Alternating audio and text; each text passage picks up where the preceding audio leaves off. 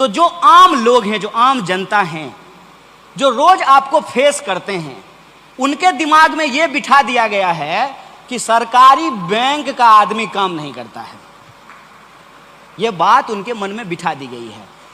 तब जब आपकी नौकरी छीन ली जाएगी, या यह बता करके कि बैंक घाटे में है, बैंकों का मर्जर कर दिया जाएगा, या बैंक को बंद कर दिया जाएगा, या आपका पेंशन स्कीम आपसे छीन लिया जाएगा, कल को कहा जाएगा कि आउटसोर्सिंग के नाम पे अब परमानेंट जॉब नहीं होगा बैंक में, कॉन्ट्रैक्ट बेसिस पे जॉब में लोगों को बहाल किया जाएगा, तो पब्लिक आपके साथ खड़ा नहीं होगी।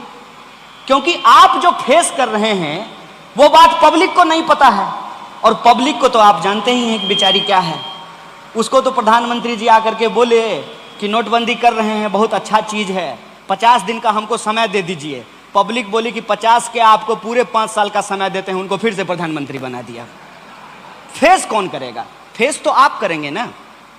ये एक नीतिगत सवाल है, ये एक पॉलिसी लेवल क्वेश्चन है, और जब आप इस पॉलिसी लेवल क्वेश्चन को रेज करेंगे तो सबसे पहला बात आपके सामने जो थ्रो किया जाएगा वो ये कि आप बैंक कर्मी हैं, आप राजनीतिक बात क्यों कर रहे हैं। ये बात कही जाएगी ना कि आपका काम है कि आप नौकरी कीजिए, और जिस दिन मन होगा उस दिन सरकार नौकरी छीन लेगी, जिस दिन मन होगा उस दिन बैंक को बंद कर देगी, जिस दिन मन होगा उस दिन बैंक का मर्जर कर देगी।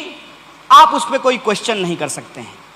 इसीलिए मैं आपके बीच आया हूं कि आप इस बात को जब समझते हैं कि बैंकिंग सेक्टर किस चीज़ से झेल रहा है, उसकी क्या परेशानी है, इसको आपको अपने दिल में रखने से काम नहीं चलेगा। आपको मुखर होकर के ये बात बोलना पड़ेगा, और जब आप मुखर होकर के यह बात बोलेंगे तो आपके ऊपर तरह तरह का आरोप लगाया जाएगा, तरह तरह की बातें आपको कही जाएगी। कई बार तो आपके लिए बहुत आश्चर्यजनक बात हो जाएगी। मैं ये नहीं कहता हूं कि आप किसको वोट दीजिए, आपकी तरह मैं ये नहीं कह रहा हूं, लेकिन आप सोचिए कि अगर हम बीजेपी को वोट दिए हैं और बीजेपी की सरकार ही आकर के मेरी नौकरी छीन ले, तो हमारी स्थिति क्या हो जाएगी? ना हम घर के रहेंगे ना घाट के।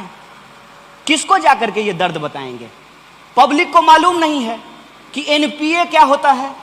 बताइए ना, हम पीएचडी कर लिए हैं, तब हमको अब जाकर के पता चला है कि एनपीए का फुल फॉर्म क्या होता है। आपको मैं कहता हूं, आप एक दिन इस पे सर्वे करा लीजिए। जितना कस्टमर आपके काउंटर पे आए, सबसे एक सवाल पूछिए, अच्छा बताइए एनपीए क्या होता है। देखिएगा आपको कितना लोग इसका जवाब देता है। नॉन परफॉर्मिंग एसेट्स, ऐसी अंग्रेजी बोलने में जी टेढ़ा करना पड़े, तब पर भी जाकर के उसका असली मतलब समझ में नहीं आए। और गूगल पे जाकर के problems of banking sector in India जब आप टाइप करेंगे तो जो आर्टिकल सबसे ऊपर आएगा इकोनॉमिक टाइम्स का, उसमें 9 कारण दिखाए गए हैं, और उसमें पहला कारण क्या बताया गया है?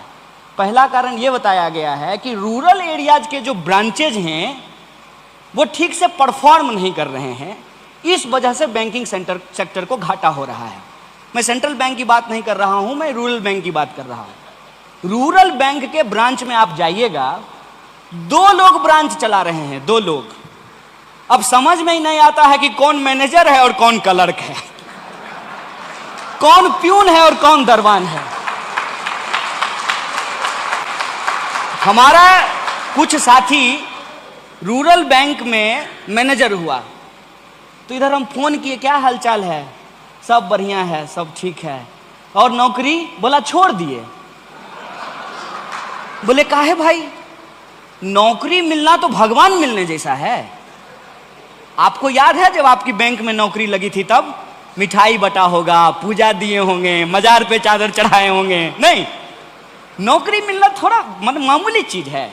जैसे लड़का अगर खोजा जाए तो गर्व से कहा जाता है कि लड़का पीओ है। अब पीओ साहब का हालत जाकर के रात को देखिएगा 8 बजे,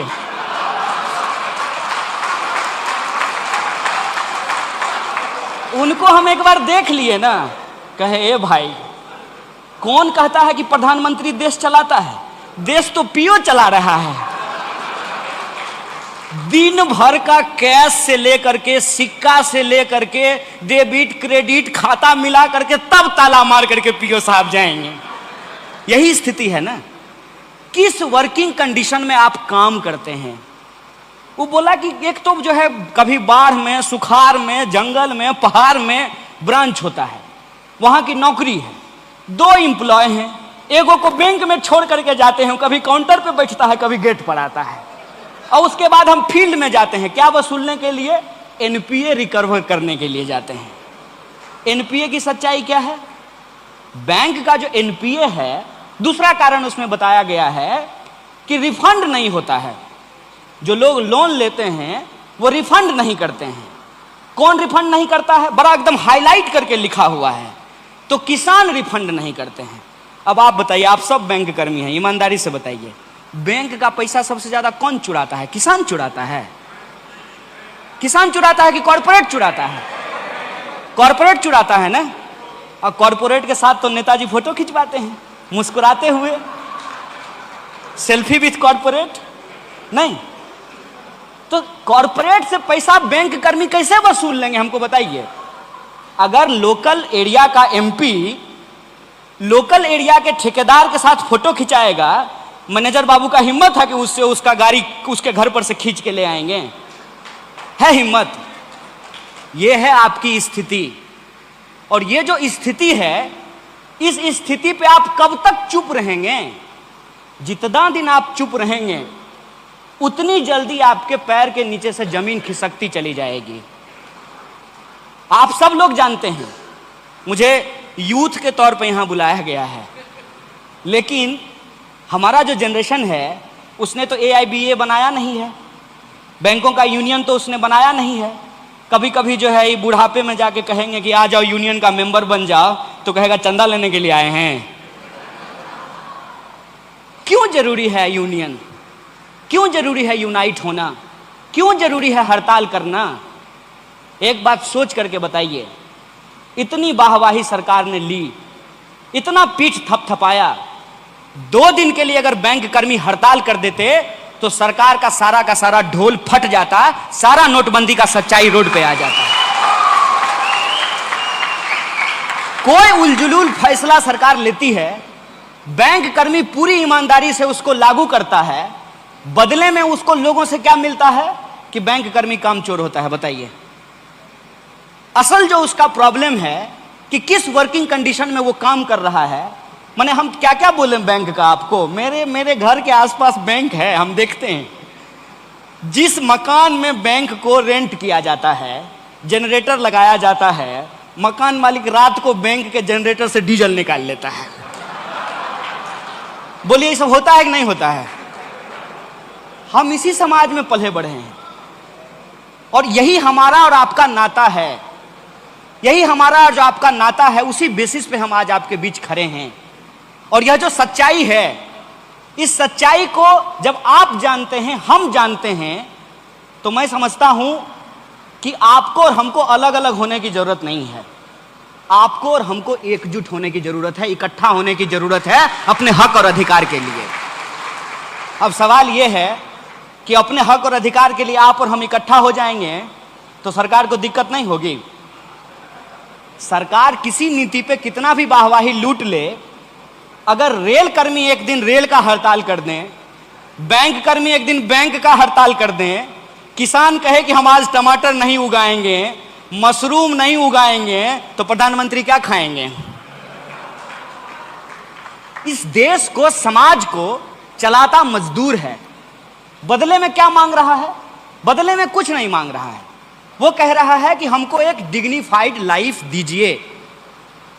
क्या बैंक कर्मियों के ऊपर जो मिनिमम आवर है 8 घंटा काम करने का, वो नियम लागू नहीं होता है? बताइए। जब तक बैंक का पूरा हिसाब नहीं हो जाए, बैंक कर्मी बैंक छोड़ करके नहीं जा सकते हैं। रोज का रोज उनको हिसाब करना है। ऐसा नहीं होगा कि 2 तारीख का हिसाब 3 तारीख को करेंगे। 2 तारीख का खाता उनको 2 तारीख को ही बंद करके जाना पड़ेगा, 3 तारीख को नया खाता खुलेगा। यह जो वर्किंग कंडीशन है उनका, उस वर्किंग कंडीशन में जो वो काम करते हैं, उस काम के एवज में उनको कुछ नहीं मिलता है। और बार बार इस बात का ढोल पीटा जा रहा है कि पब्लिक सेक्टर बैंक घाटे में जा रही है। पब्लिक सेक्टर बैंक घाटे में क्यों जा रही है? पब्लिक सेक्टर बैंक घाटे में इसलिए जा रही है कि जो सरकार के दोस्त हैं, सरकार के जो दोस्त हैं वो बैंक का पैसा ले लेते हैं और जो है फर्जी कागज जमा करके कौन मांगेगा? अगर हम किसान हैं, हम केसीसी कराने के लिए गए हैं तो हमारा आप खाता खेसरा मांग लीजिएगा। अगर हम बहुत बड़का ठेकेदार हैं तब हम दिखा देंगे कागज पे कि हमको जो है 1000 करोड़ का ट्रांजैक्शन हुआ है। 2-4 गो रिश्तेदार को फोन करेंगे, कहेंगे कि 300 करोड़ तुम डाल दो, 200 करोड़ तुम डाल दो, 500 करोड़ का ट्रांजैक्शन हुआ है, 500 करोड़ का मान लीजिए हम पैसा उठा लिए। 500 करोड़ का एसेट्स है ही नहीं, 500 करोड़ जो है बैंक रिकवर ही नहीं कर सकती है। और जब बैंक का जो टोटल पूंजी है, जो कैपिटल है, वो लगातार कम होने लगेगा तो सरकार कहेगी कि बैंक घाटे में जा रही है। सबसे पहली बात 2-3 चीज को क्लियर करना चाहिए। पहला कि बैंकों का राष्ट्रीयकरण क्यों किया गया? बैंकों का राष्ट्रीयकरण मुनाफा कमाने के लिए किया गया था। तो मुनाफा तो महाजन भी कमा रहा था। जब देश में महाजनी व्यवस्था थी तो क्या महाजन को मुनाफा नहीं हो रहा था? हो रहा था ना भाई। बैंक से महंगा लोन देता था, ज्यादा इंटरेस्ट रेट पे लोन देता था, लेकिन सिस्टम तो चल रहा था ना। राष्ट्रीयकरण करने का मूल उद्देश्य क्या था? राष्ट्रीयकरण करने का मूल उद्देश्य यह था कि पब्लिक का पैसा डूबे नहीं। और मैं आपको याद दिला देता हूं, आप सब सीनियर लोग हैं, एगो बैंक था JBG, याद है? उससे पहले एक बैंक था पियरलेस, उससे पहले एक बैंक था हेलियस। ये सब पैसा लेकर के फरार हो गया। वो हेलियस का जो CEO था वो था CEO बैंक का, और सिनेमा बना रहा था बंबई जाकर के, पब्लिक का पैसा लूट रहा था। यह पब्लिक का पैसा ना लूटा जाए, पब्लिक का पैसा का जिम्मेवारी सरकार ले, इसीलिए बैंकों का राष्ट्रीयकरण किया गया। मूल उद्देश्य तो यही था कि बैंक कर्मी जो सर्विस देते हैं तो उनको सर्विस देने के चलते एक डिग्निफाइड लाइफ प्रोवाइड किया जाएगा, और जो सर्विस लेने वाले लोग हैं उनको इस बात की श्योरिटी होगी कि उनका पैसा डूबेगा नहीं। तब लोग कहता था बैंक में पैसा जमा करने से पहले कि सरकारी बैंक है कि निजी बैंक है, तो लोग कहता था सरकारी बैंक है। तो लोग ये समझते थे कि सरकार जिम्मेवार है, बैंक भाग नहीं सकती है क्योंकि ये सरकारी बैंक है। अब जब सरकार ही कह रही है कि बैंकों का अब सरकारीकरण नहीं निजीकरण कर दिया जाए, तो उस पूरे के पूरे कॉन्सेप्ट को बदल दिया गया है। और आप हमको सोच करके बताइए कि ये कैसा राष्ट्रवाद है? खुद इस पे विचार करके बताइए। और फिर आपको अगर लगे कि हम देशद्रोही हैं तो आपको मुबारक हो। ये कैसा राष्ट्रवाद है कि राष्ट्रीय बैंकों का निजीकरण किया जा रहा है, राष्ट्रीय कंपनियों को बेचा जा रहा है। ये कैसा राष्ट्रवाद है? ये राष्ट्रवाद नहीं है, ये लूटवाद है, लूटवाद। और ये लूटवाद चलता कैसा है इस बात को समझ लीजिए।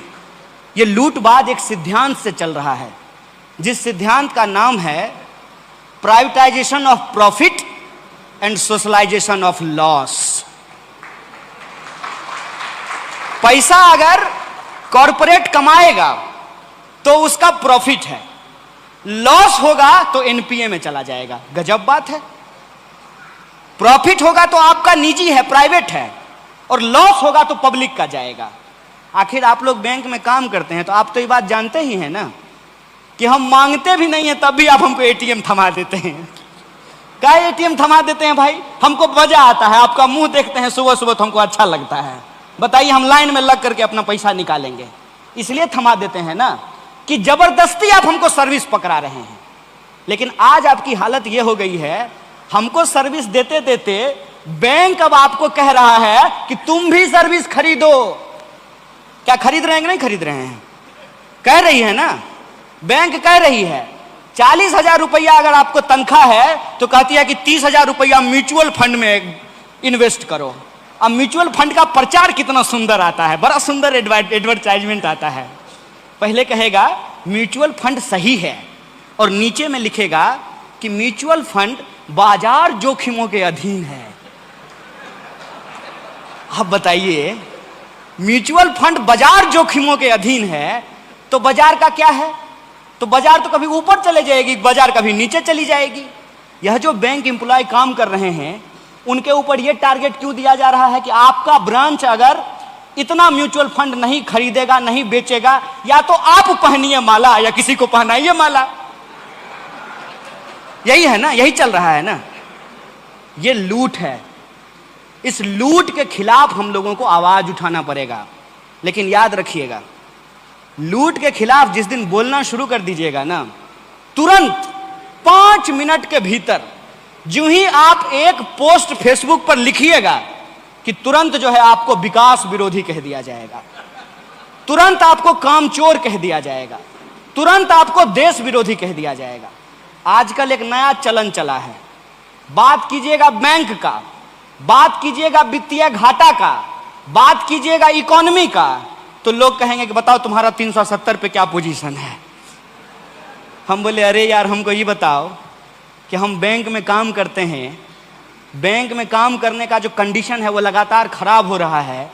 बुलाया था हमको पैसा गिनने के लिए, अब कह रहा है कि पैसा अगर बैंक में नहीं आ रहा है तो अपने ही पॉकेट का पैसा गिनना शुरू कर दो, अपने ही सैलरी में से म्यूचुअल फंड खरीदो, इंश्योरेंस बेचो, तरह तरह का काम करवा रहा है। मैं एक उदाहरण और आपको बता देता हूं। आजकल आपका पोस्ट ऑफिस जाना हुआ है कि नहीं हुआ है? नहीं हुआ है। ऐसे ही एक दिन घूमने के लिए चले जाइएगा। पोस्ट ऑफिस में आजकल कोई चिट्ठी लेता देता नहीं है। पोस्ट ऑफिस भी बैंक की तरह काम कर रहा है। एक प्रश्न आप सोच करके बताइए कि अगर बैंकिंग सेक्टर को घाटा हो रहा है, राष्ट्रीय बैंकों को मर्जर करने की जरूरत है, राष्ट्रीय बैंकों का निजीकरण करने की जरूरत है, राष्ट्रीय बैंकों को बंद करने की जरूरत है, तो फिर सरकार पोस्ट ऑफिस को बैंक क्यों बना रही है? सोचें इस बात को, क्यों बना रही है? इसलिए बना रही है कि एन केन प्रकारेण आपके पास जो पैसा है, आपके पॉकेट में जो सेविंग मनी है, उसको निकाल करके कॉरपोरेट की चरण वंदना में उसको डाल देना है।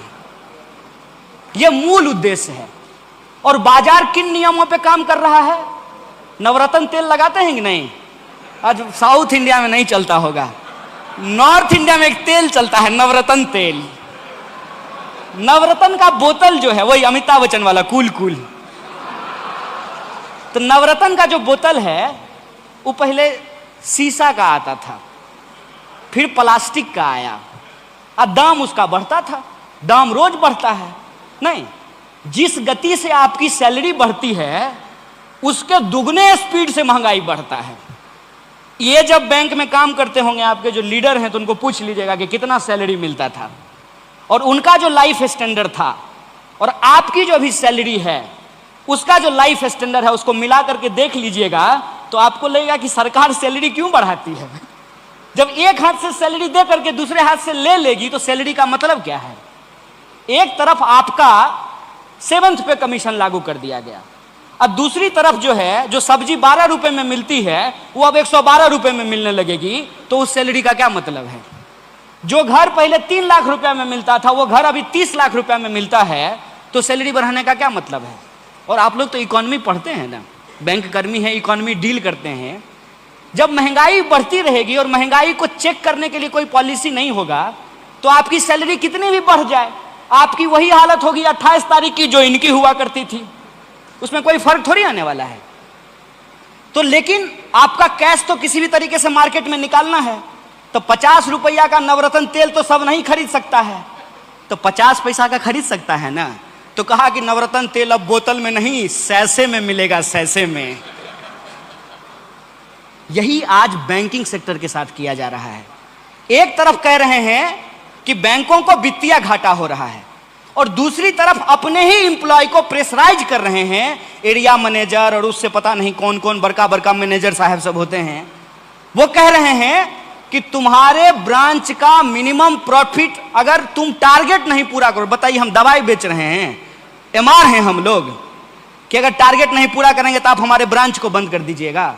अब बेचारा मान लीजिए मैनेजर हैं यहाँ पे, सपोज कीजिए कि कहीं किसी ब्रांच में हम मैनेजर हैं, हमारा जो प्रॉफिट है, जो टारगेट दिया है हमारा एरिया मैनेजर, वो टारगेट हम नहीं पूरा करेंगे तो कहेगा कि मर्जर कर देंगे शाखा का। तो उसको लगेगा कि अगर शाखा का मर्जर हो जाए तो वहां हेड के शेयर बना करके भेज देगा तो हमारा मैनेजरी चला जाएगा। तू क्या कह रहा है कि क्लर्क सबको कहता है कि सुनो, किसी को म्यूचुअल फंड बेचो, किसी को इंश्योरेंस बेचो, किसी भी तरीके से लोन दो। असल मूल बात यह है कि आज हमारी अर्थव्यवस्था क्राइसिस में है, और अर्थव्यवस्था जब क्राइसिस में होगी स्वाभाविक रूप से बैंकिंग पे उसका एक असर पड़ेगा। इसीलिए आज बैंकिंग की जो लड़ाई है, बैंकिंग सेक्टर को जो बचाने की लड़ाई है, वो एक कंप्रिहेंसिव लड़ाई बन गया है। इसीलिए रायलू साहब बहुत जोर से कह रहे थे कि हमको अलग अलग होकर के नहीं, मिल करके ये लड़ाई लड़ना पड़ेगा, और तमाम तरीके का बदनामी का खतरा उठाते हुए, चाहे हमको कुछ भी कहा जाए, हमको अपने हक और अधिकार के लिए लड़ना पड़ेगा। और इस तर्क से लड़ना पड़ेगा। मैं आपको एक मजबूत तर्क बता रहा हूं। इस तर्क से लड़ना पड़ेगा कि इस देश में जब प्रधानमंत्री सरकारी होना चाहिए, राष्ट्रपति सरकारी होना चाहिए, पार्लियामेंट सरकारी होना चाहिए, पार्लियामेंट के जो सांसद हैं उनका चढ़ने वाला जो गाड़ी है, उसका जो ड्राइवर है वो सरकारी होना चाहिए, तो फिर बैंक क्यों नहीं सरकारी होना चाहिए, स्कूल क्यों नहीं सरकारी होना चाहिए, अस्पताल क्यों नहीं सरकारी होना चाहिए? ये सिंपल सी बात है। देश जब आजाद हुआ 15 अगस्त 1947 को, कई बार हो सकता है कि आपके बहुत सारे साथी ये प्रश्न भी पूछते होंगे कि AIBA कम्युनिस्ट पार्टी है क्या? ये सवाल आता होगा। काहे कि इन लोगों को आदत है बात करते करते कॉमरेड बोल देते हैं, तब कॉमरेड शब्द सुन करके लगता है कि कहीं कम्युनिस्ट पार्टी तो नहीं है। देखिए, मैं आपके यूनियन का मेंबर नहीं हूं, लेकिन मैं ये बात जानता हूं कि ये कम्युनिस्ट पार्टी नहीं है, और कॉमरेड शब्द का इस्तेमाल जो है वो कम्युनिस्ट होने के चलते नहीं है। 15 अगस्त 1947 को जब देश आज़ाद हुआ था, मौका मिलेगा तो सुन लीजिएगा, यूट्यूब पे होगा शायद, या अगर दिल्ली जाने का कभी मौका मिले तो नेहरू म्यूजियम है जिसको 3 मूर्ति लाइब्रेरी कहा जाता है।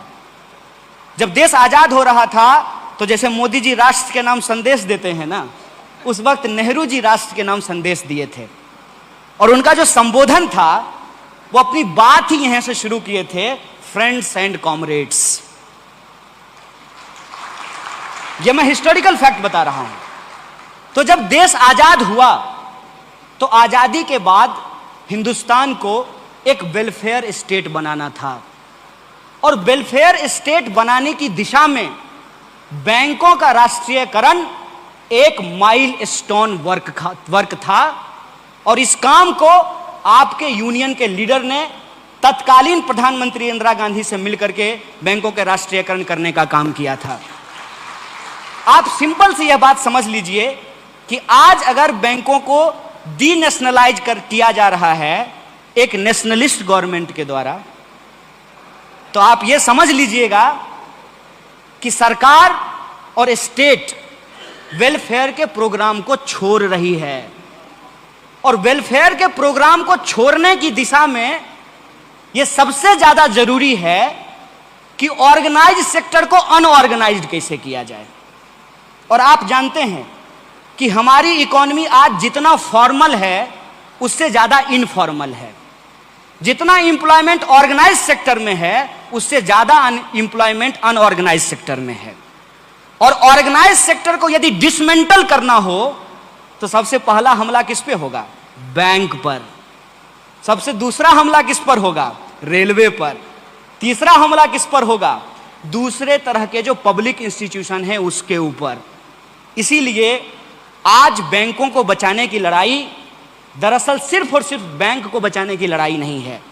यह लड़ाई संविधान की वह मूल भावना जिसमें यह कहा गया है, जिसका मूल उद्देश्य यह है कि हम सब सिटीजन हैं, और हम सिटीजन होने के चलते सरकार को सर्विस के बदले टैक्स देते हैं। हमारा और सरकार का क्या संबंध है? एक इंडिविजुअल का स्टेट के साथ क्या रिलेशन है? हम सरकार को टैक्स देते हैं, स्टेट बदले में हमको सर्विस और सिक्योरिटी प्रोवाइड करती है। जब सरकार हमको बदले में सर्विस और सिक्योरिटी नहीं प्रोवाइड करेगी तो हम बताइए हमारे टैक्स देने का क्या मतलब है? इसीलिए इस आइडिया को तोड़ने के लिए, इस आइडिया को डिस्ट्रॉय करने के लिए वेलफेयर स्टेट के उस कॉन्सेप्ट को डिसमेंटल करने के लिए आज ऑर्गेनाइज सेक्टर के ऊपर अटैक किया जा रहा है। इसीलिए बैंकों को बचाने की लड़ाई इस देश में पब्लिक सेक्टर को बचाने की लड़ाई है और वेलफेयर स्टेट के उस कॉन्सेप्ट को बचाने की लड़ाई है जिसमें सिटीजन के लिए उनका सिटीजनशिप का राइट सबसे इंपॉर्टेंट होता है। उस राइट टू सिटीजनशिप को बचाने की लड़ाई है। इसीलिए मैं जब आज आपके बीच खड़ा हूं तो एक सिटीजन की जिम्मेवारी के साथ खड़ा हूं। मैं किसी पॉलिटिकल पार्टी के रिप्रेजेंटेटिव के तौर पे नहीं खड़ा हूं। और यह बैंकों की जो बचाने की लड़ाई है, मैं अगर यूथ होकर के सोचूं तो ये हमारे भविष्य को बचाने की लड़ाई है। इसीलिए हम तमाम अपने जो यूथ एम्प्लॉय हैं उनसे हम ये अपील करना चाहते हैं कि एक बात याद रखिएगा, हमारे दादा अगर आम का पेड़ नहीं लगाते तो हम आम खा पाते। ये लोग अपनी उम्र आज बिता चुके हैं। आज पूरा का पूरा जीवन हमारा है।